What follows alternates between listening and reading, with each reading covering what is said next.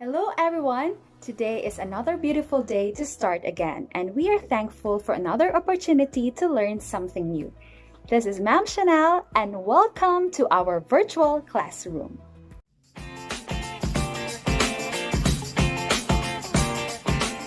Big impact to our society, especially.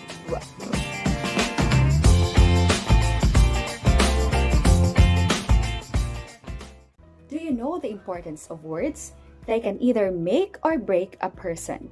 Words or utterances can cause an effect to a certain situation, especially if the speaker has an authority.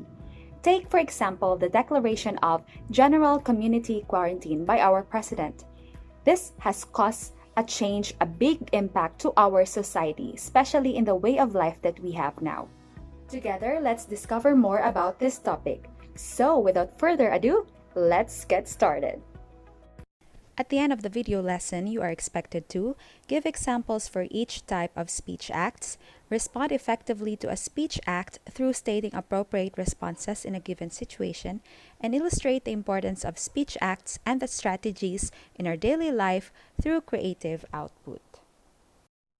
Due to the pandemic, we are now living in the new normal society. This is also because we are following health protocols for the public safety. For our first learning activity, please pause the video for 1 minute and think of all the effects of President Duterte's declaration shown in the photo.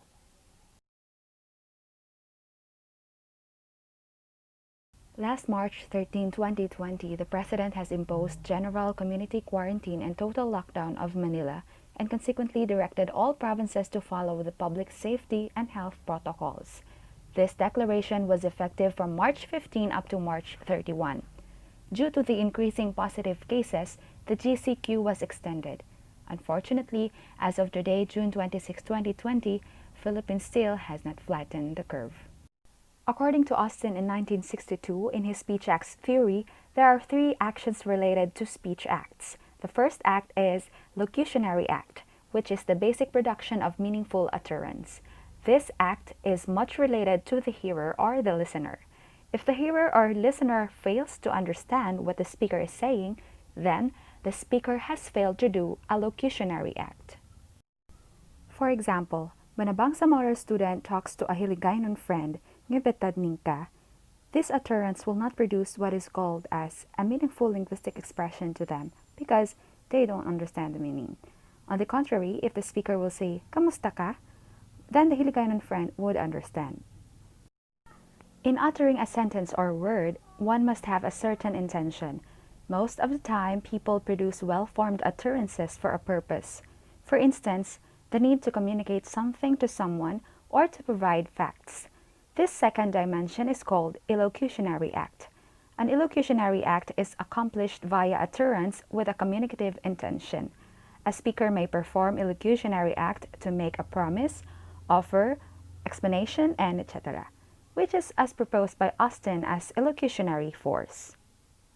In indicating illocutionary act, Charles develops a device called illocutionary force indicating device, or IFID. It is an expression to show the illocutionary force of an utterance. For example, "I promise you this." The word promise is identified as performative verb, which is one of the devices to identify illocutionary force. It is obviously indicated that the illocutionary force of the speaker is to promise something to the hearer or the listener as the speaker describes it explicitly. Sometimes one doesn't directly mention their intention explicitly. When this happens, another IFID can be used to identify the illocutionary force of the speaker. These are word orders, intonations, and stresses. Let's take this sentence for example. "You're going." "You're going?" "Are you going?" In these utterances can be indicated that the first illocutionary force is to tell or make decision, while the second is requesting confirmation, and the third is asking about the listener's activity in the near future, emphasizing in word order difference.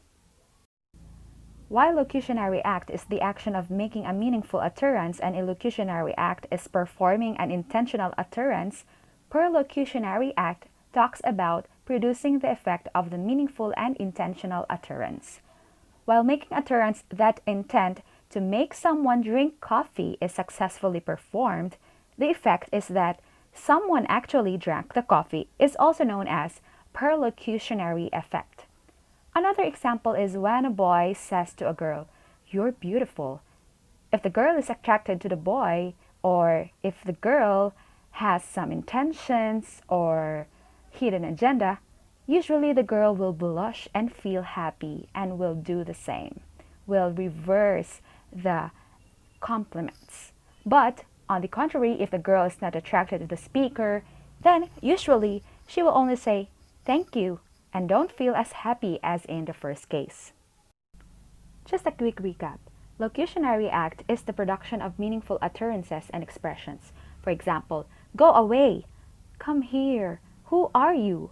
Which leads to a locutionary act, which is the intention of producing meaningful expressions such as promise, offering, and etc., which causes the performance of perlocutionary act, which is the effect of the locutionary and elocutionary act, such as behavior, feelings, and beliefs. Let's delve deeper through this simple example. Mary said to Lauren, "Please do the dishes." Lauren immediately went and did the dishes.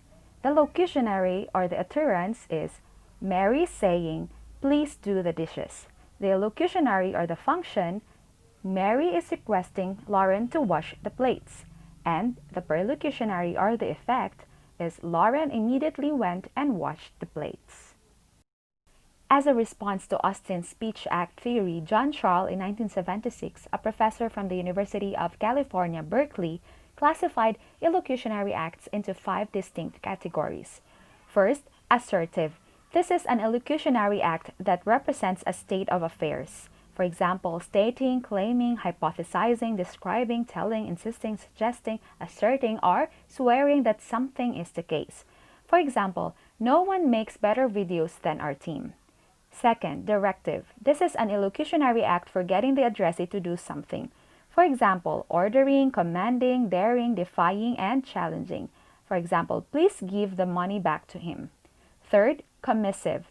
This is an elocutionary act for getting the speaker to do something, like promising, threatening, intending, vowing to do, or to refrain from doing something. For example, if you will give me a second chance from now on, I promise to be a better person. Fourth, expressive. This is an elocutionary act that expresses the mental state of the speaker about an event presumed to be true. For example, congratulating, thanking, deploring, condoling, welcoming, and apologizing. And the last is declaration. This is an elocutionary act that brings into existence the state of affairs to which it refers. For example, blessing, firing, baptizing, bidding, passing sentence, or excommunicating. For example, deal closed, or you're fired. Now it's time for us to do the learning activity together. I'll give you an example. Please pause the video first and think of possible answers. All you need to do is to identify the locutionary, elocutionary, and perlocutionary act for this utterance. Albert said crankily to his mother, "Mama, I'm hungry."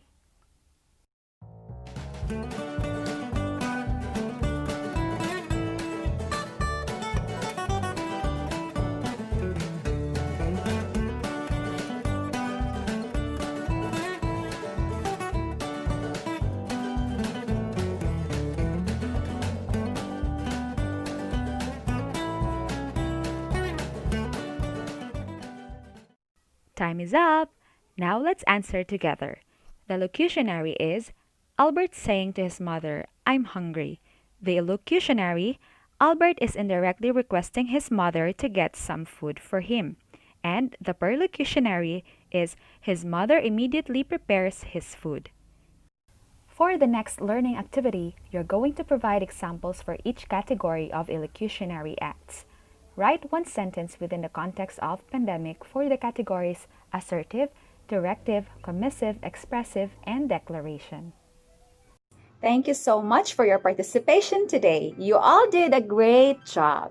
Until our next lesson, my dear students, please don't forget to answer the questions in your module. You may also play this video again if you need more time to understand our lesson. You may also download an offline copy of this video so you can watch it anytime, anywhere. Bye. Thank you, everyone. See you next time. See you next lesson.